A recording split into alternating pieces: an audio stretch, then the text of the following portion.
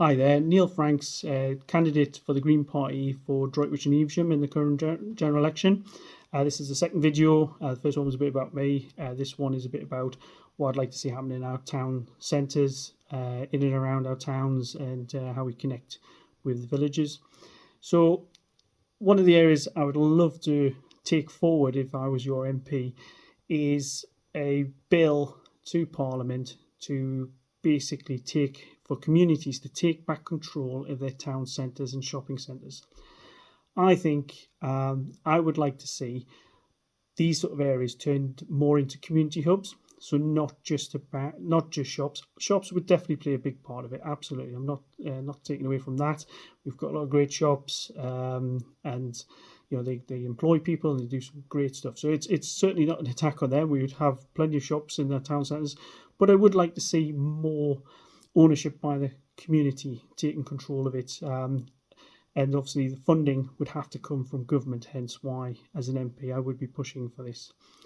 So we'd have our shops, we'd have our cafes, but we could have social enterprises and other community groups moving in and doing great things. Now, just to give you an example, in Droitwich, many years ago, there was a great organisation called Planet Droitwich, and it was actually a government initiative after the 2008 crash in the Cameron years, where empty shops could be provided with an organisation which would give away free books. So the volunteers at Planet Droitwich built up a fantastic community hub where people came in to read. They could sit and read.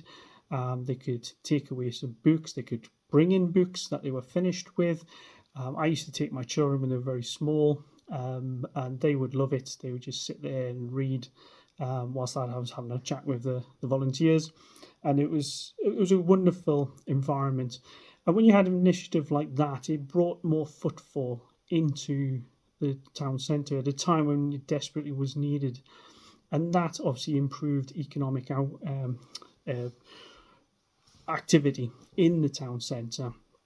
But obviously, as all these things go, the government withdrew the support, and very quickly they were kicked out of where they were, and that unit then stood empty for many years afterwards, which was a real shame, and obviously didn't help with footfall and economic activity, which to me drove sort of more austerity and lack of jobs, etc.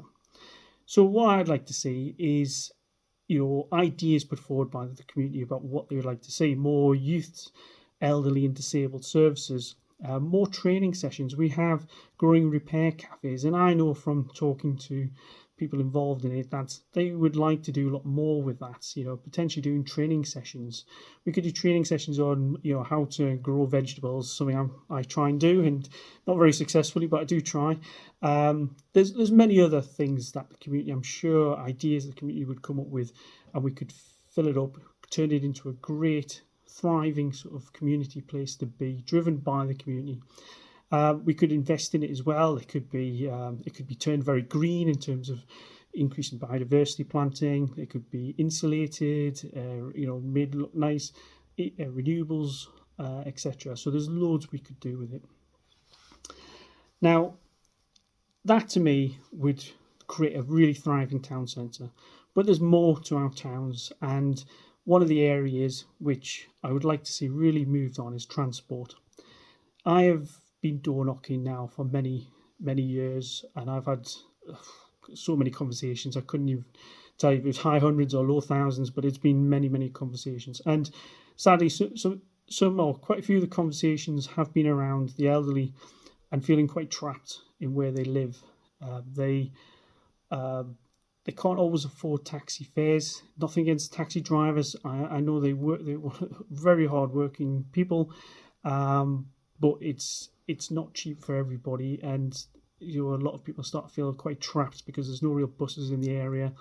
They can't walk, and pavement issues and all the rest of it. Social mobility is another big issue and passion of mine, which I've been trying to highlight where I'm a councillor.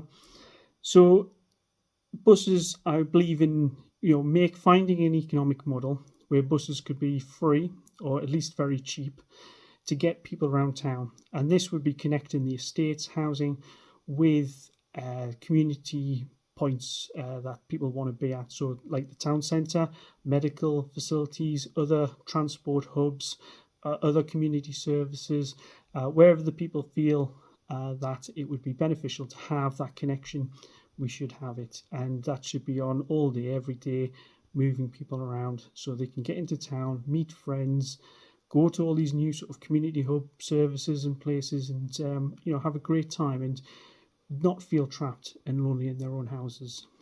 So yeah, that's something I'd like to see. And obviously, being a green, you can imagine that I would like to see the buses being electric or even hydrogen-based buses. You can get hydrogen buses. They are operating around in Birmingham. There's a place called Tyseley Energy, which produces green hydrogen. That means it's produced from sort of renewable energy, and that's used to fuel the buses. And they have a depot there. It's amazing. I've been there a number of times. So what else would I like to see? Obviously, the transport as well would be connecting the villages. So we'd have a good network of buses connecting villages up to the towns, not just the towns, but also those transport nodes as well, the train stations, and obviously future more bus services to make sure they can move between cities, etc. As well. Inside the towns and villages, I would like to see more use of the 20-mile-an-hour zones. That would be community led, so it wouldn't be a blanket approach. I'm not a fan of a blanket approach. I think the community often knows best, and there's often a lot of support where it makes sense. So in the estates where you've got all the housing, absolutely 20-mile-an-hour zones. There's unfortunately the odd person who does drive very fast in these areas, and it would be good if the 20-mile-an-hour pulled their speed down, because they know there's bigger implications if they start driving around really fast. When you come onto the main sort of connecting roads, I would imagine most of them would probably stay at 30 miles an hour, though there may be some traffic calming measures where required.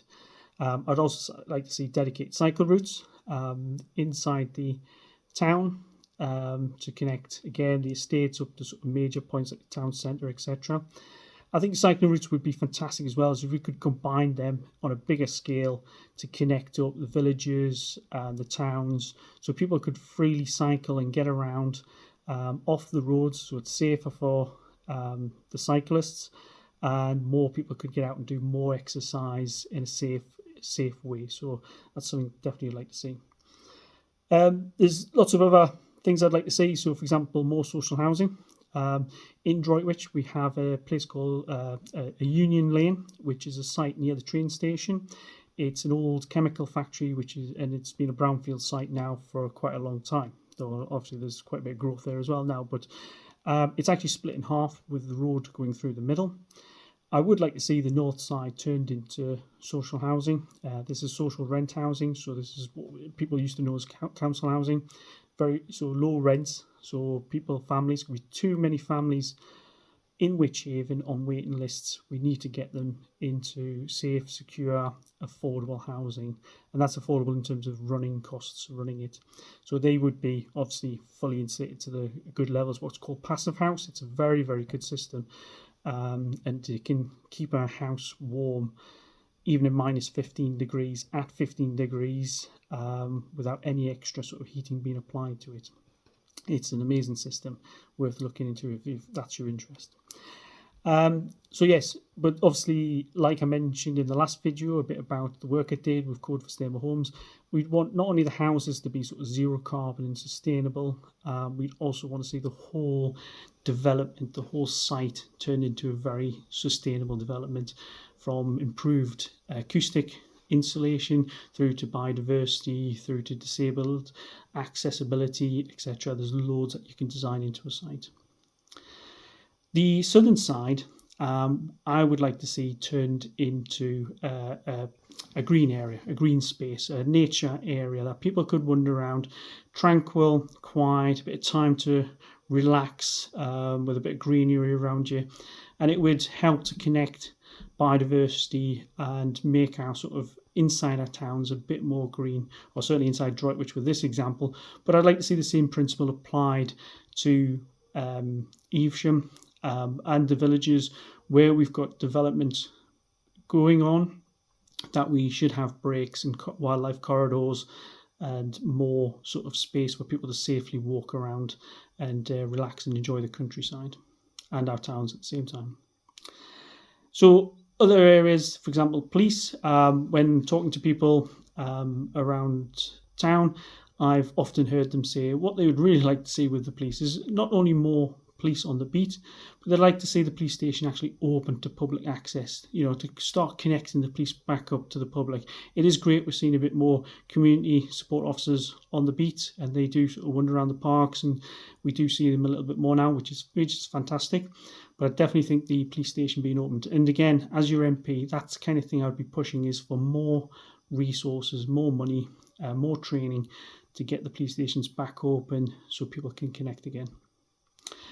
I think I've sort of touched on it before, but retrofitting and renewables, the Greens would see a big street by street insulating of people's homes. Now, you've probably heard of air source heat pumps, the kind of heating system that's going to be taking over from gas heating in future. Air source heat pumps are fantastic. They're a really amazing bit of kit, but they get a bad reputation, and that's wrong. Because if you think the Conservatives have made a mess of our country, they've certainly made a mess of net zero on many fronts. And air source heat pumps are designed to be used with a very heavily insulated house. And the reason I say that is because they work a bit like your fridge. And they collect those little bits of heat on the outside, and then they concentrate it in a tank to be used around the central heating system.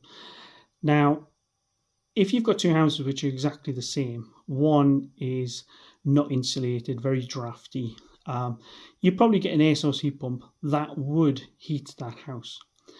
But the output temperature from the air source heat pump would be about 60-65 degrees Celsius. The efficiency would be very poor on that, and that's the problem we have today.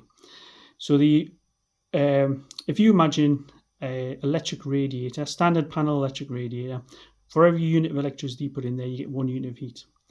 Now, with an air source heat pump in a very poorly insulated house where it's putting out 60 degrees Celsius into the radiators, you're probably only getting about 100 to 150%, maybe 200% if it's a little bit more insulated efficiency. Which sounds good, apart from the fact that when you think of gas being about 4 times cheaper, that means your energy bills will actually end up going up. And that's what we're seeing in case studies highlighted by certain sectors of the media. And that's why they're getting a bad reputation. And some of them are even struggling in really badly insulated or very old properties. Now, if you put that same air source heat pump into a same house but is heavily insulated, the output temperature from the air source heat pump into the radiators drops down to, say, 35 degrees. The efficiency goes up to 400%, if not even higher. Some of the new ones are talking about 500, and some in development are even talking about 600% efficiency. Now, if you get a 400%, that means your energy bill has become cheaper by a reasonable margin than your gas boiler system. That's where air source heat pumps work. This is why the Green Party, we want to have a street-by-street mass insulation project, which would be, the exact details are not ironed out. My thinking is that you would have small, medium houses wouldn't probably pay anything. Larger houses, then you'd probably say up to a certain amount, you don't pay anything. After that, you do pay something towards it, but that could be packaged up and made very easily. And the fact that you're probably going to save a lot more money than it would cost you over a certain amount of years means that it would be very easy to package. So everyone, floors, walls, ceilings, all insulated, windows if they're single glazed potentially, otherwise access to secondary glazing, and certainly recommendations around thicker curtains, etc. But overall, external wall insulation itself by itself would make a massive difference, especially if your loft space is also fully insulated. That would cut down energy bills massively. We'd also could seal up houses. Now, I used to actually do air testing in new housing, and I even know there's a lot of gaps in new housing, and it was always a headache trying to get builders to fully seal off a dwelling from airflow. That doesn't stop good ventilation. That's a separate issue that can easily be tackled. So once you're fully insulated, you've made it airtight, you've got your proper ventilation, that's still a massive reduction in the energy straight away. Then you have your air source heat pump on, which would then reduce your bills further, and then we'd be looking at solar panels and maybe some battery storage as well, which would help quite substantially with energy bills, and even provide potentially a bit of heating from the solar panels during the sort of spring, autumn months when there's some solar power, but it's still a bit nippy. So that can happen. So that would be a big reduction in people's bills. That would be, you've set up supply lines. That's new jobs, that's more taxes going back into the system from that initial investment. You've got people actually doing the installation work, that's more jobs, that's more taxes going back into the system. And then you have a household which has less outgoings, smaller energy bills. They spend in the economy, that's more jobs, more taxes going back through the system. So that big initial investment, and it is big, I'm not going to lie, this is why we're quite proud of the fact we've been very clear up front about how much we would raise in taxes, how much we would borrow, but the borrowing is that investment over time that would pay itself off. And that's important to remember, because people will always have a go at the Greens of spending everyone else's money, etc. But no, it's a properly thought out plan. So the last part I'm going to sort of touch on for this video is social mobility. And I have many elderly and disabled people in my sort of ward. They have a lot of problems getting around because there's not drop curbs where they're needed. I even had a lamppost that was in the middle of a path, which I had thankfully got moved. So the person who reported to us, who is in a mobility scooter, could actually use that path again after many, many years of not being able to. I think it's a right that people should be allowed to travel around. They should not have to go on long distance alternative routes just to get somewhere simple. Even in my area, whilst I've had a little bit of success, I keep getting told there's no money for doing any of this. I have reported many areas where I want to see drop curbs, etc. There's other aspects as well. It's quite a big sort of area. For example, I've had 2 people who've got sloped inclines on paths that they will tip over if they try and get up that path. So but the county council have said there's no money for it, and that's wrong. So that needs to change, and that's what I'd be fighting for: the money and funding, the resources to get the job done, so people have that full access in society. And that's it. That's it for this video. That's quite a long one, so I'll leave it there. And thank you very much. Okay, bye now.